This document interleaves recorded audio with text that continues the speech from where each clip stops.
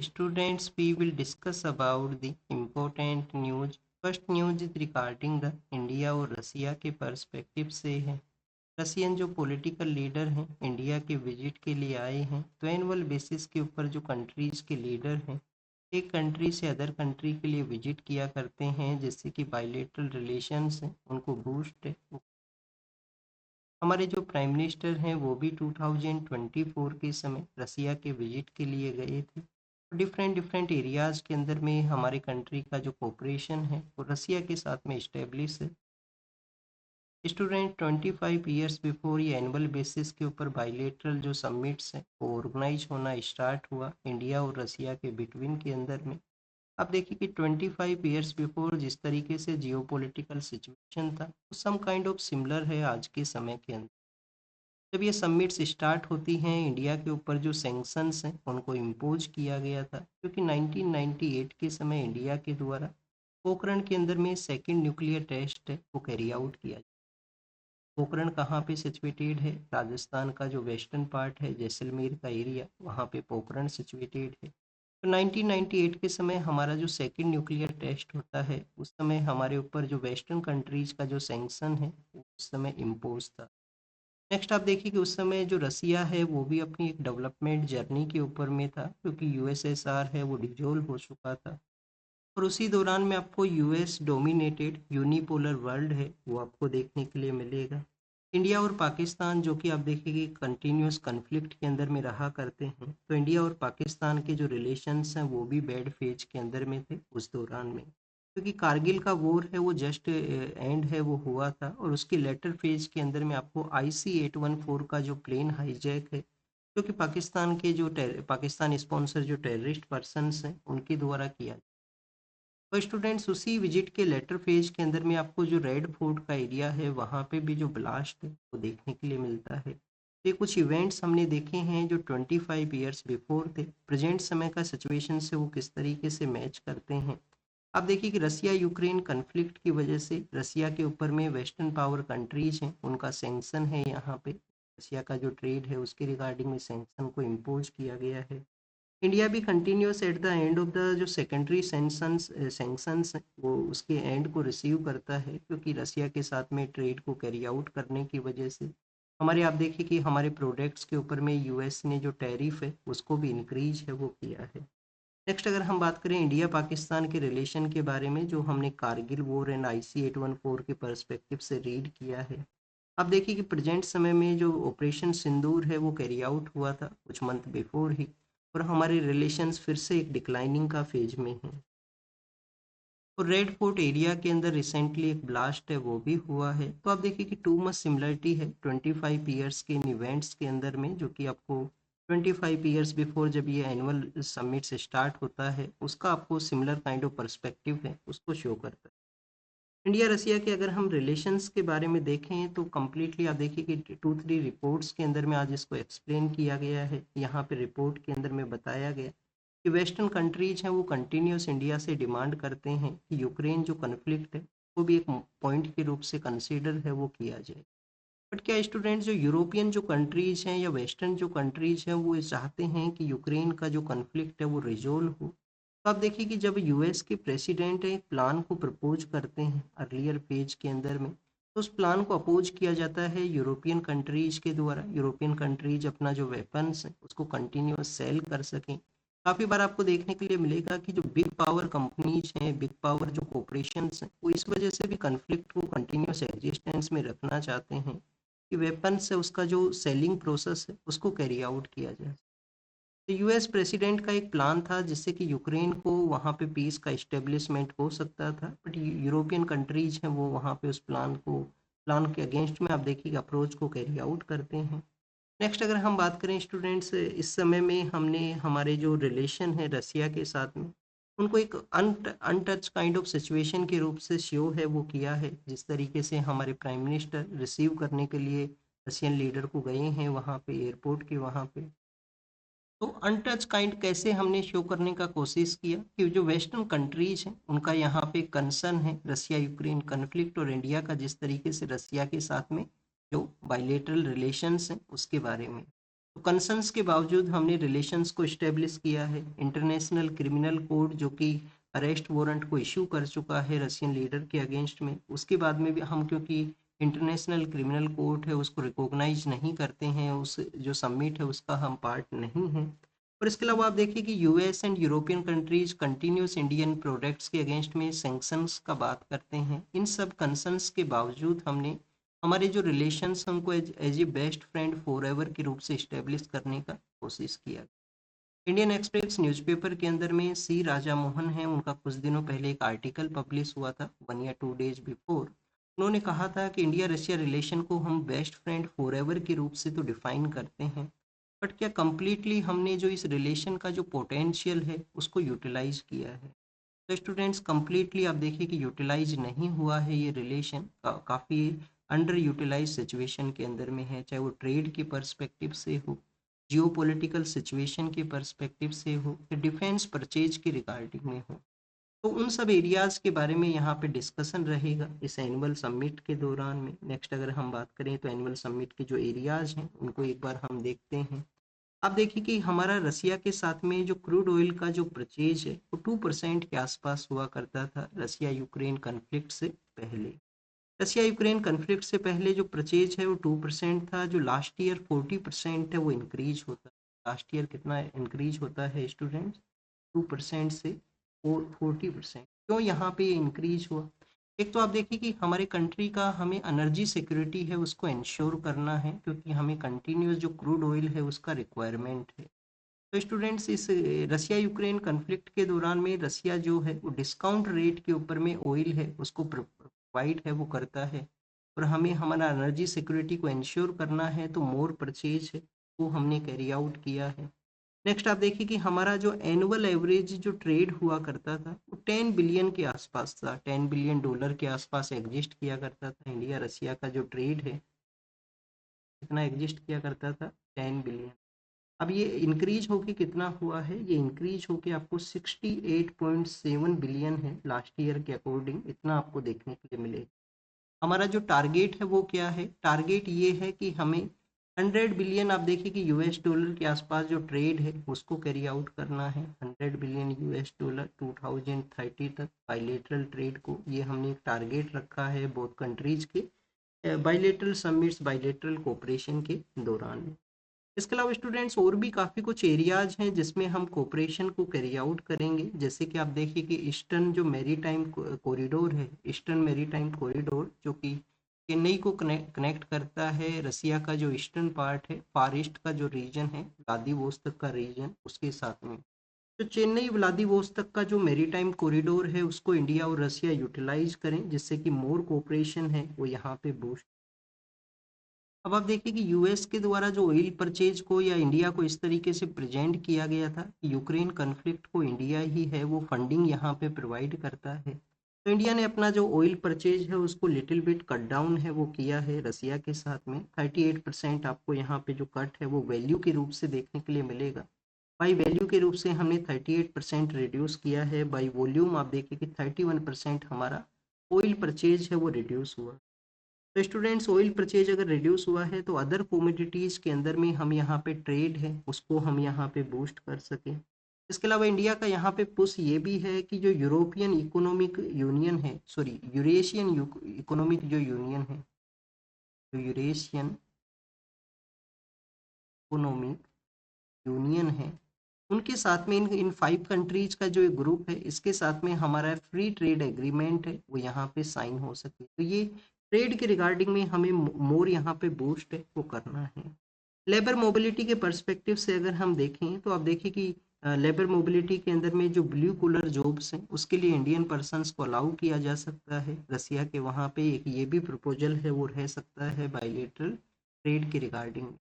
Next आप देखिए कि यहाँ पे जो डिफेंस मिनिस्टर्स का भी विजिट हुआ है, तो डिफेंस के रिगार्डिंग में हमारे जो टाइम टेस्टेड जो फ्रेंडशिप है रसिया के साथ में, 1962 के समय आप देखिए कि जब 62 वॉर होता है चाइना के साथ में, तो उसके बाद में हम यहाँ पे जो MiG MiG kind of aircraft हैं उनका परचेज है वो करते हैं।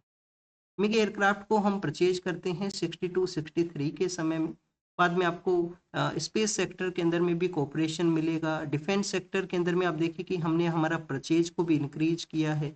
इवन रसिया ही वो लार्जर पावर कंट्री है जो हम हमारे साथ में जो टेक्नोलॉजी सेंसिटिव जो टेक्नोलॉजीज है उसको भी यहाँ पे शेयर है वो करता है। और उसी के एग्जाम्पल के रूप से हम ब्रह्मोस जो मिसाइल है उसको देख सकते हैं, जो इंडिया रसिया के कोऑपरेशन के साथ में इस्टेब्लिशमेंट में आता है। और फिर इंडियन साइंटिस्ट ने इस ब्रह्मोस मिसाइल का वो काफ़ी लार्जर लेवल के ऊपर अपग्रेड है वो किया।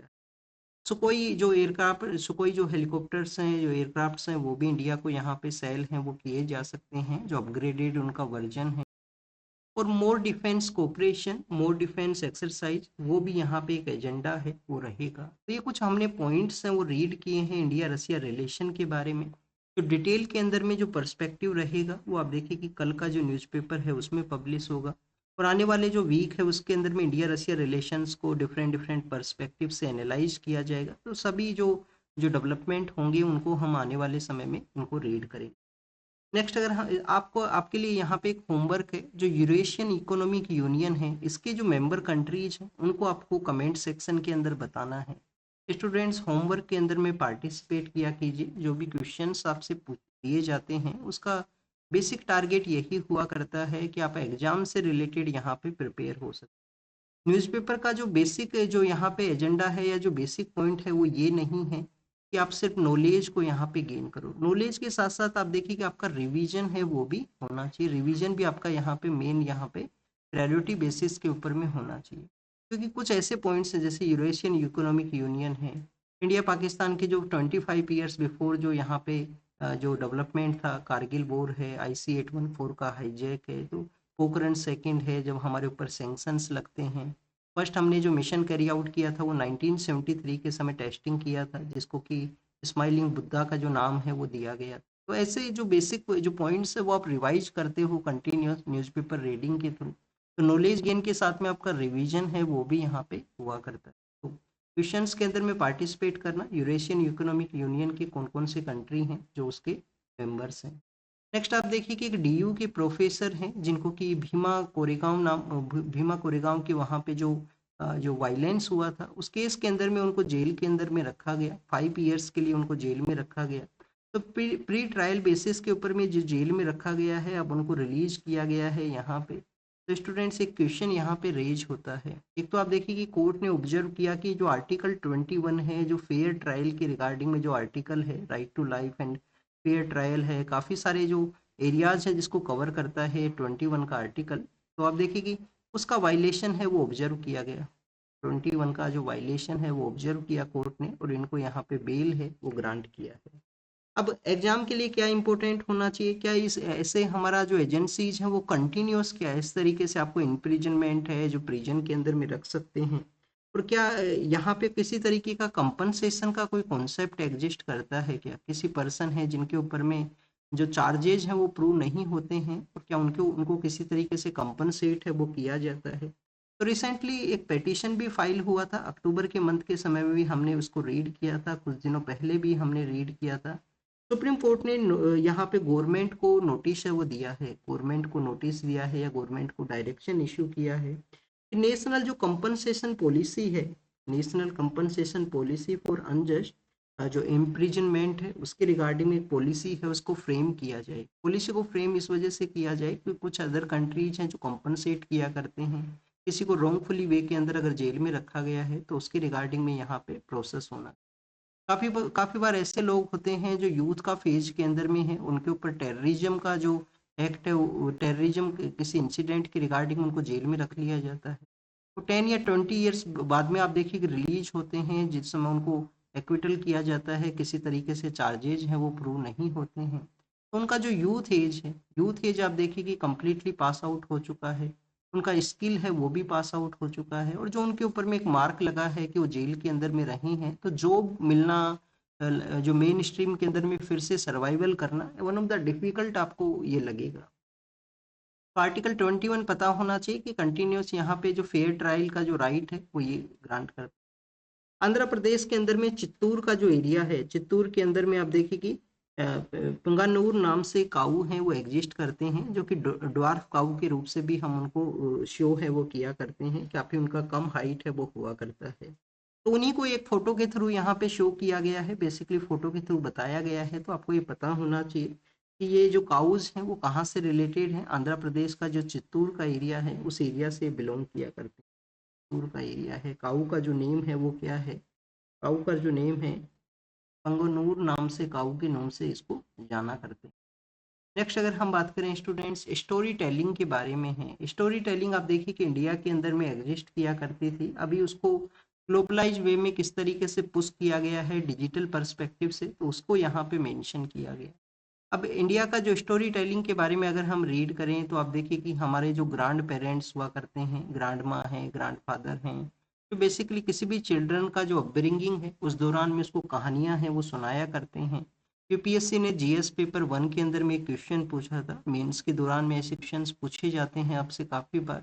क्या समय के साथ में जो पेरेंट्स का, ग्रैंड पेरेंट्स का एक रिस्पॉन्सिबिलिटी था किसी भी चिल्ड्रन का अपब्रिंगिंग के रिगार्डिंग में, या उसको लाइफ के रिगार्डिंग में एथिक्स के पर्सपेक्टिव से जो अवेयर किया जाता था स्टोरीज के थ्रू में, क्या इन सभी प्रोसेस को टेक ओवर कर लिया गया है मोबाइल फ़ोन के द्वारा? क्या मोबाइल फ़ोन ने कम्प्लीटली यहाँ पे ये जो स्टोरी टेलिंग का कॉन्सेप्ट, जो पैम्परिंग का जो कॉन्सेप्ट है, उसको कम्प्लीटली यहाँ पे रिप्लेस है वो कर दिया है? तो ऐसे क्वेश्चंस आपसे जीएस पेपर 1 सोसाइटल पर्सपेक्टिव से पूछे जा सकते हैं। आपका जो सोशोलॉजी अगर आपका ऑप्शनल है तो भी आपको ऐसे पॉइंट्स को रीड करने का ज़रूरत है, क्योंकि एक पेपर के अंदर में तो आप देखिए कि जो प्रेजेंट डेवलपमेंट है उसके साथ में कोरिलेट करते हुए क्वेश्चंस हैं वो पूछा करते हैं।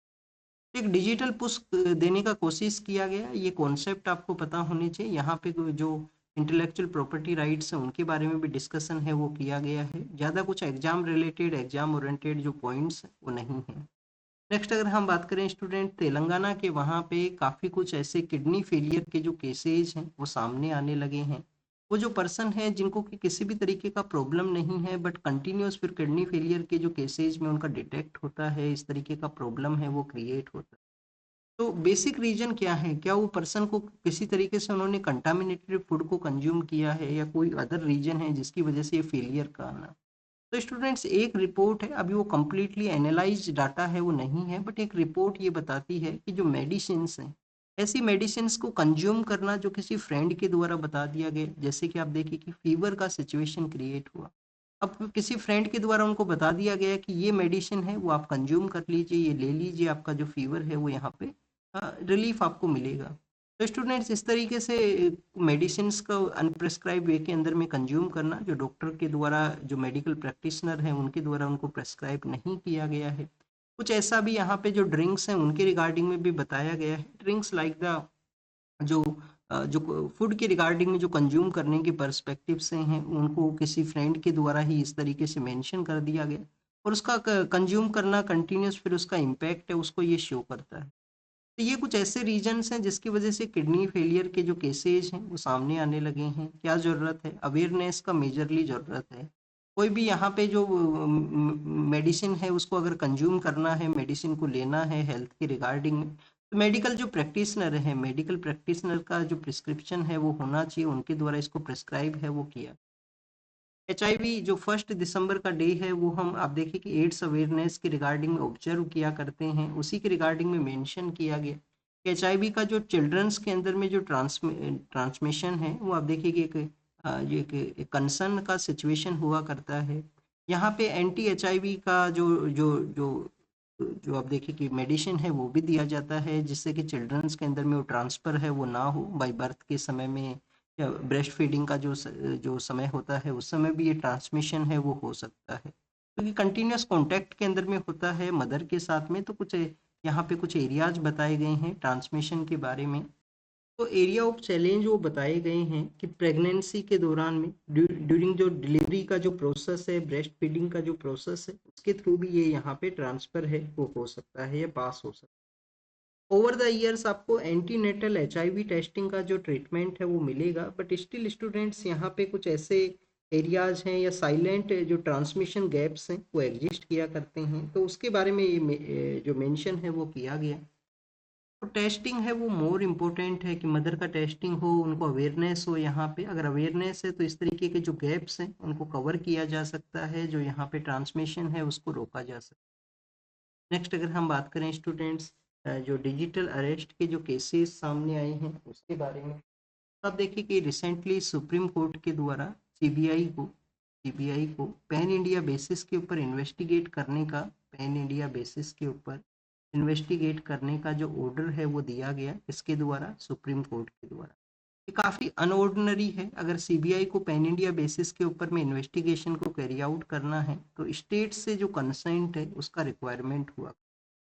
अब ऑर्डिनरी जो ऑर्डर है वो क्यों इशू किया गया, क्योंकि सिचुएशन भी आप देखिए कि यहाँ पे डिफरेंट है। डिफरेंट किस तरीके से है, क्योंकि जिस तरीके से साइबर क्राइम है, डिजिटल अरेस्ट के जो केसेज हैं वो इंक्रीज हुए हैं। एनसीआरबी जो है हमारे यहाँ पे क्राइम्स को रिकॉर्ड करने का जो डाटा बुक है वो भी बताता है कि नंबर ऑफ जो केसेज हैं वो यहाँ पे साइबर से रिलेटेड केसेज इंक्रीज हुए हैं। तो स्टूडेंट्स इसी वजह से इस एक्स्ट्रा ऑर्डिनरी जो डिसीजन है उसको लिया गया, जो स्टेट्स का जो कंसेंट है उसको ओवरराइड करते हुए जो पावर है वो ग्रांट किया गया है सीबीआई को। जो सिविरिटी ऑफ मीन्स है उसको एक्नोलेज किया गया है कोर्ट के द्वारा। यहाँ पे सिविरिटी ऑफ मीन्स को एक्नोलेज किया गया है। क्या इंडिया के अलावा किसी अदर कंट्री के अंदर में भी साइबर फ्रॉड को इस तरीके से इन्वेस्टिगेट है वो किया गया? यस स्टूडेंट्स, यूएस ने, आप देखिए कि सेंट्रल स्ट्राइक फोर्स है स्कैम्स के रिगार्डिंग, यूएस के वहाँ पे स्कैम सेंट्रल स्ट्राइक फोर्स उसको सेटअप किया। स्कैम सेंट्रल स्ट्राइक फोर्स का सेटअप कहाँ पे हुआ है? यूएस के वहाँ पे। म्यांमार जो है वो एक, आप देखिए कि हॉट सेंटर के रूप से डेवलप हुआ है, जहाँ पे साइबर फ्रॉड्स के जो सेंटर्स हैं वो एग्जिस्ट किया करते हैं बॉर्डर एरिया के वहाँ पे, और फिर वो लोग हैं वो माइग्रेट करते हैं। कुछ ऐसे लोग भी हैं, क्योंकि इंडिया के लोगों को अगर डील करना है, इंडिया के लोगों को फ्रॉड के अंदर में एंगेज करना है, तो इंडियन ओरिजिन के जो लोग हैं वो होने चाहिए। तो आप देखिए कि इंडिया के लोग जो जॉब एस्पिरेशंस के लिए जाया करते हैं, मिडिल मैन के द्वारा उनको वहाँ पे सेंड कर दिया जाता है, लैक ऑफ अवेयरनेस की वजह से उनको कम्प्लीटली उनके उनके अगेंस्ट में वायलेंस की न्यूज़ भी सामने आती हैं, उनके पेपर्स वो उनके पास में डिपॉजिट हुआ करते हैं। तो उस दौरान में भी वो लोग हैं वो वहाँ पे इंगेज हैं, वो वहाँ पे उनका प्रेजेंस है, तो उनके द्वारा इस तरीके से जो स्कैम एक्टिविटीज उनके अंदर में उनका पार्टिसिपेशन है, इंगेजमेंट है, वो आपको मिलेगा।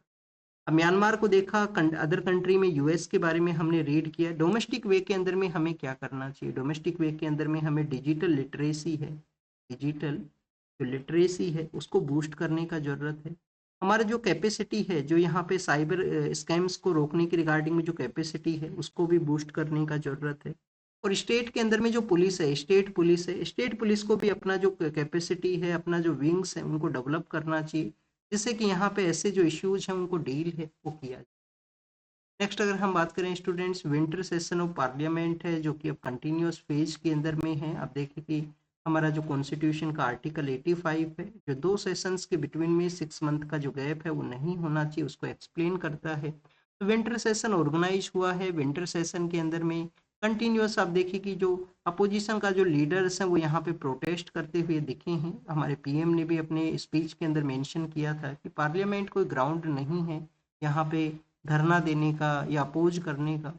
गवर्नमेंट का रिस्पॉन्सिबिलिटी क्या है कि अपोजिशन की पार्टीज को कॉन्फिडेंस बिल्डिंग मेजर्स के थ्रू उनको, आप देखिए कि कॉन्फिडेंस में लेते हुए जो भी बिल वहाँ पे प्रपोज किया जाता है, और ये ओवरऑल जो डिस्ट्रप्शन है वो कैसे इम्पेक्ट करता है। एक तो आप देखिए कि गवर्नमेंट के जो बिल्स यहाँ पे प्रपोज होंगे काफ़ी कम डिस्कशन के अंदर में पास होंगे, उनके ऊपर डिस्कशन एंड डेलिब्रेशन आपको नहीं मिलेगा। प्राइवेट मेंबर बिल्स हैं उनको तो ये लार्जली वे के अंदर में इम्पैक्ट करता है। ऑलरेडी प्राइवेट मेंबर बिल्स हैं वो फ्राइडे के समय प्रपोज होते हैं, और फ्राइडे के उस समय मैक्सिमम मेंबर ऑफ पार्लियामेंट्स अपने कॉन्स्टिट्यूएंसीज के लिए चले जाते हैं। तो ये कुछ ऐसे रीजंस हैं जिससे हमारा जो क्वालिटी ऑफ लेजिस्लेशन जो प्रोसेस है, डिस्कशन एंड डेलिब्रेशन, उसको ये इम्पैक्ट है वो हुआ करता है। नेक्स्ट अगर हम बात करें तो 5 दिसंबर का डे है, 5 दिसंबर के डे को एज ए सोइल डे के रूप से ऑब्जर्व किया जाता है कि सोइल का जो इम्पोर्टेंस है उसके रिगार्डिंग में फाओ फूड एंड एग्रीकल्चर ऑर्गेनाइजेशन और यूएन के द्वारा इस डे को ऑब्जर्वेशन है वो आपको मिलेगा।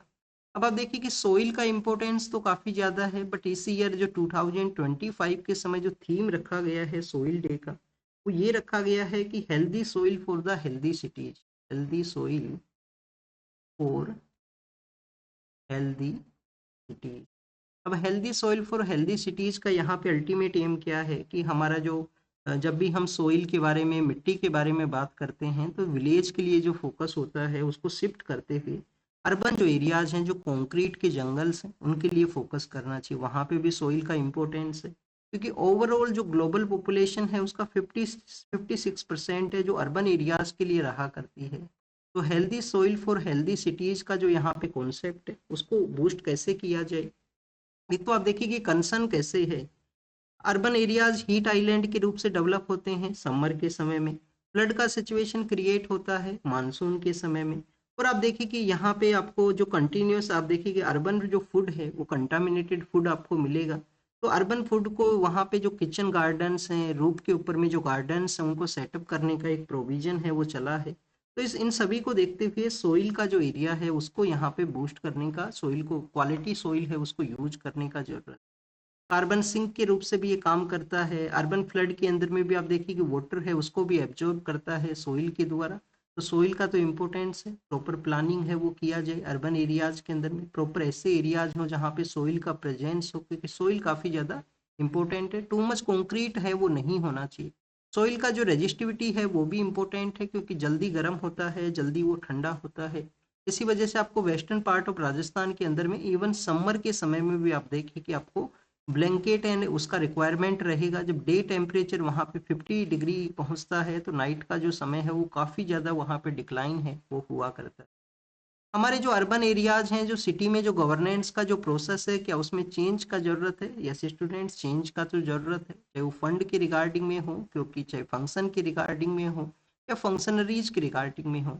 अभी तक हमारे यहाँ पे जो फोकस है वो रूरल एरिया के रिगार्डिंग में है। आपको जो मेयर्स हैं, जो सिटीज़ के जो मेयर्स हैं, जैसे न्यूयॉर्क के वहाँ पे जो इलेक्ट हुए हैं, इस तरीके से आपको मेयर्स हैं वो प्री इंडिपेंडेंस या इंडिपेंडेंस के इनिशियली पार्ट में मिला करते थे। ऐसे जो लीडर्स जो सिटी के लीडर के रूप से इमर्ज होते थे। प्रेजेंट समय में आपको चीफ मिनिस्टर का जो पोस्ट है वो मोर आपको हाईलाइट मिलेगा। इस तरीके से मेयर्स का जो पोस्ट है, मेयर के जो वर्क है वो नहीं मिलते हैं, क्योंकि कंप्लीटली वो सीएम या जो स्टेट लेजिस्लेचर है उसके ऊपर वो डिपेंड है, चाहे वो फंड के लिए हो, फंक्शन के लिए हो या फंक्शनरीज के लिए हो। तो इन सभी को ओवरहोल अगर किया जाएगा तो हमारे जो सिटीज हैं उनका भी गवर्नेंस है उसमें चेंज आपको मिलेगा। महासत्याग्रह जो 1927 के समय होता है, जब पब्लिक जो वाटर का जो ड्रिंकिंग वाटर का वेल हुआ करता है, वहाँ से पानी के रिगार्डिंग में आप देखिए कि पानी का एक्सेसिबिलिटी के रिगार्डिंग में हमारे जो डॉक्टर बी आर अम्बेडकर हैं उस महासत्याग्रह को लीड है वो करते हैं। सोसाइटल जो कास्ट बेस्ड डिस्क्रिमिनेशन है वो उसको वहाँ पे पब्लिक एक्सेसिबिलिटी है, पब्लिक वॉल से एक्सेसिबिलिटी है उसको डिनाई करता था। और उसी महासत्याग्रह के बाद में उनके द्वारा बहिष्कृत हितकारिणी सभा है उसका सेटअप है वो किया जाता है। बहिष्कृत भारत जो पेपर है उसको सेटअप किया जाता है, और जिसके थ्रू आप देखिए कि वो यूनाइट करने का कोशिश किए, डिस्क्रिमिनेट को एलिमिनेट करने का उनके द्वारा कोशिश है वो किया गया। तो कॉन्स्टिट्यूशनल डिस्कोर्स है उसको ये सेव करता है। जो प्रेजेंट समय में आर्टिकल 15 में जो डिस्क्रिमिनेशन का बात किया गया है, आर्टिकल 15 में जो यहाँ पे पब्लिक जो प्लेसेज है वहाँ पे किसी को भी एक्सेसिबिलिटी है उसको डिनाई है वो नहीं किया जा सकता। नेक्स्ट आप देखिए कि जो इंडियन पर्सन जो इलीगल वे के थ्रू यूएस के वहाँ पे गए हैं, तो उसके आंसर के अंदर बताया गया कि 3000 के आसपास लोग हैं जिनको कि डिपोर्ट किया गया है 2025 के समय यूएस के द्वारा, जो कि 2009 के अगर कंपैरिजन का बात करें, जब से भी यूएस के द्वारा कंटिन्यूस बेसिस पे इंडियंस को सेंड किया गया, तो उसके कंपैरिजन के अंदर में वन ऑफ द हाईएस्ट ये नंबर है। नेक्स्ट आप देखिए कि यहाँ पे जो हाफ बेक्ड थ्योरीज हैं उनके बेसिस पे किसी भी पर्सन को जेल में ना रखा जाए। आर्टिकल 21 है जो फ्री ट्रायल का तो बात करता है, बट इन्वेस्टिगेशन एजेंसीज को यहाँ पे कहा गया है सुप्रीम कोर्ट के द्वारा कि जो कन्विक्शन है जो थ्योरी है वो कम्प्लीटली होना चाहिए उनको अरेस्ट करने के रिगार्डिंग में। सीजीआई के द्वारा जो यहाँ पे एसिड अटैकर्स हैं उनके लिए किसी तरीके का सिंपैथी है वो नहीं है, उनको यहाँ पे कन्विक्ट किया जाए। इसके अलावा कल आप देखिए कि डिसेबिलिटी का जब डे था, तो एसिड अटैक के जो सर्वाइवर्स हैं उनको प्रॉपर कंपनसेशन हो, उनका ट्रीटमेंट प्रॉपर हो, उसकी रिगार्डिंग में भी डायरेक्शंस हैं उनको इशू किया। नेक्स्ट अगर हम बात करें स्टूडेंट, चीता जो हैं उनको आप देखिए कि यहाँ पे रिलीज किया गया है। कल इंटरनेशनल चीता डे था, 4 दिसंबर का जो डे है वो इंटरनेशनल चीता डे के रूप से ऑब्जर्व किया जाता है। तो उनको रिलीज किया गया कूनो नेशनल पार्क जो कि मध्य प्रदेश के वहाँ पे है, तो उसी दौरान में ये डिस्कशन है उसका। नेक्स्ट आप देखिए कि जो माल न्यूट्रिशन का जो डेथ सामने आया है उसके रिगार्डिंग में जो डाटाज हैं वो नहीं अवेलेबल हैं, तो उसका यहाँ पे मेंशन है कि स्पेशली जो ट्राइबल रीजन्स के एरिया हैं जहाँ पे न्यूट्रिशनल डाइट ना होने की वजह से जो न्यूज़ सामने आई हैं, तो उसके रिगार्डिंग में ये डिस्कशन किया गया कि जो प्रॉपर डाटा है वो नहीं प्रोवाइड किया गया।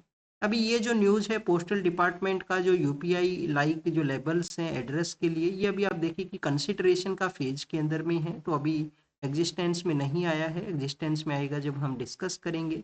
यूनाइटेड किंगडम और नॉर्वे नाम का जो कंट्री है, जो सी का जो केबल्स हैं जो कम्युनिकेशन के लिए इम्पोर्टेंट है, उसके रिगार्डिंग में जॉइंट वे के अंदर पेट्रोलिंग किया जाएगा। खालिदा जिया जो बांग्लादेश का लीडर है, फर्स्ट वहाँ का वुमेन पॉलिटिकल लीडर है, उनको अब यूके के लिए ले जाया गया है उनका क्रिटिकल हेल्थ सिचुएशन की वजह से। पाकिस्तान के अंदर में टेरर अटैक्स के इंक्रीज के बारे में है, तो कंटिन्यूस जो कंट्री खुद आप देखिए कि टेररिज्म को सेल करता है, टेररिज्म को सेंड करता है अदर कंट्री के लिए, वहाँ पे इस तरीके का कन्फ्लिक्ट होना लाजमी है। सोसाइटी में डिवाइड है, एक पार्ट है जो कंटिन्यूस वहाँ पे इंडिपेंडेंस या मोर राइट्स के रिगार्डिंग में डिमांड है वो किया करता है। इजरायली जो लीडर हैं उनके द्वारा आप देखिए कि उनके जो मिलिट्री चीफ हैं उनको इंटेलिजेंस विंग का जो हेड है वो जो रिकॉग्नाइज है वो किया गया मिलिट्री सेक्रेटरी को यहाँ पे। और नेक्स्ट अगर हम बात करें रसिया का जो एक जो आप देखिए कि इंटेलिजेंस के रिगार्डिंग में या स्पाइस प्रोसेस के रिगार्डिंग में पॉइजनिंग का जो प्रोसेस था जिसमें सैंक्शंस है वो किया गया है, और रसिया यूक्रेन कन्फ्लिक्ट को रिजोल्व करने के रिगार्डिंग में कुछ पॉइंट्स के ऊपर में अ, जो एग्रीमेंट है उसको डिनाई किया गया है रशियन लीडर के द्वारा, यूएस का जो प्लान है उसके रिगार्डिंग। तो this is all the information related to the today's newspaper. आप इसको रीड कीजिए, रिवाइज कीजिए, जो भी इंफॉर्मेशन आपको मिला है उसको नोट डाउन कीजिए। Thank you students, thank you very much.